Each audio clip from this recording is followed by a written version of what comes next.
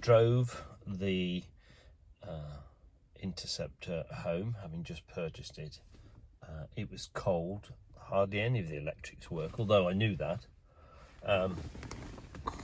No idea how these electrics worked. Remove the radio.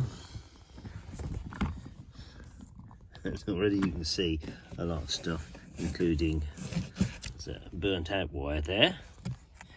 I have no idea what that connected to. So I'm going to have a little look at how to remove this console so I can see what's happening with these controls for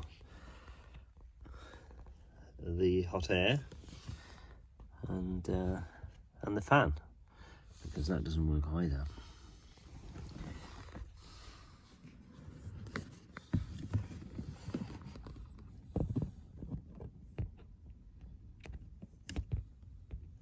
One screw there, and I guess another screw on the other side. Screw looks to be missing on the left hand side, so it looks like a nut.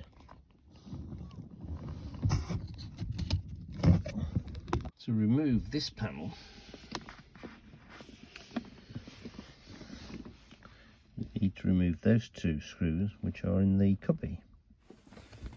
So by undoing those two screws that are there, you can start to lift this panel and then pull it back, which releases it from this part of the center console.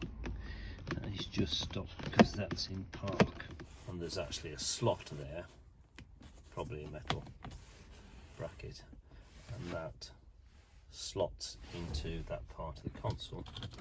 And there looks to be some more screws there, which obviously affects this part of the console. What I want to do is somehow get into this part here so that I can test the switches and see why the fan isn't coming on. I think I've established, without access to a manual, that that particular restart knob has been disconnected, but I would guess is a control for moving the sound from the radio to the rear or front, and maybe side to side, so fader and balance, but disconnected, so it has no function.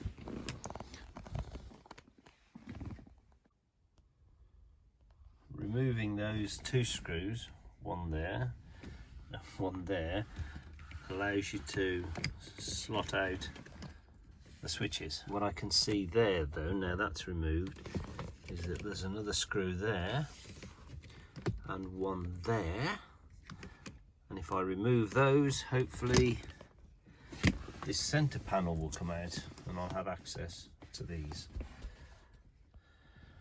so I can at least test those, because my demister's not working, and I've checked the circuit breakers and that seems to be okay. With those two screws removed, one there, then this pulls itself out and exposes this mechanism here.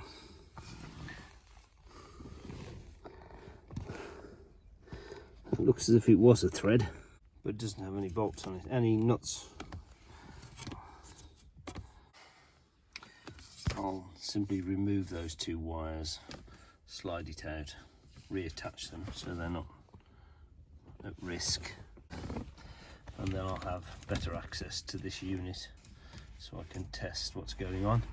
And these, I presume, are vacuum pipes.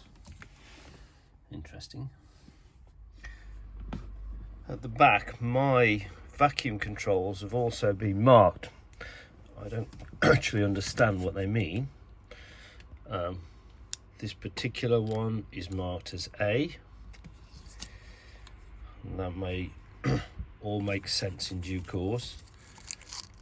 This one is marked G, go to that point. That's marked J,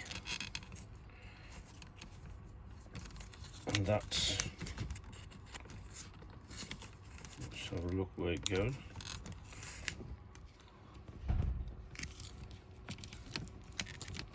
That's J, but I don't know quite where it goes. Going to the base there. And then finally there's F.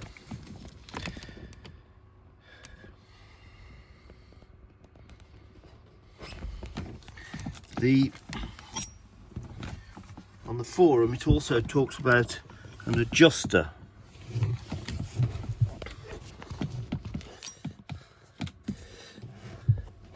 That you can turn to vary the vacuum that applies to the actuator. And that is the screw there that they're talking about.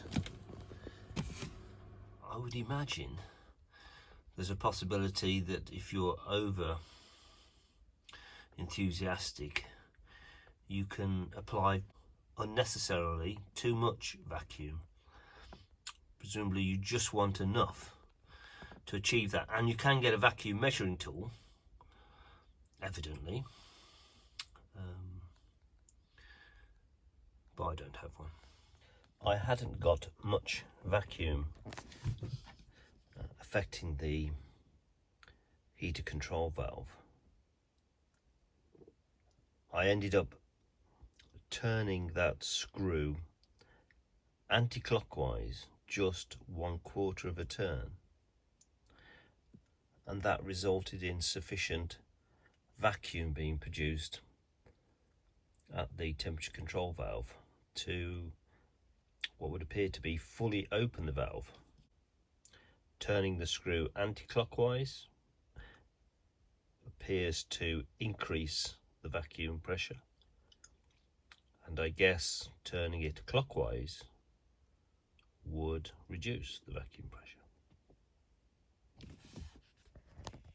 Coincidentally, when I was fixing the controls at the back, or trying to find out exactly how they operated, there was a post on the Jensen's Owners Club site which explained how you remove these knobs. There's a little recess there, and if you press that, you can see how it comes off. Basically, there's a little spring operated button, and by pushing that through the knob, that operates that, and the unit falls off. Normally, of course, I would be holding it, but I'm holding the iPhone in the other hand. Screw that up a bit, and that should hold the unit in place at the back and stop it swiveling when I move the knob. Thank you, Jensen's Owners Club.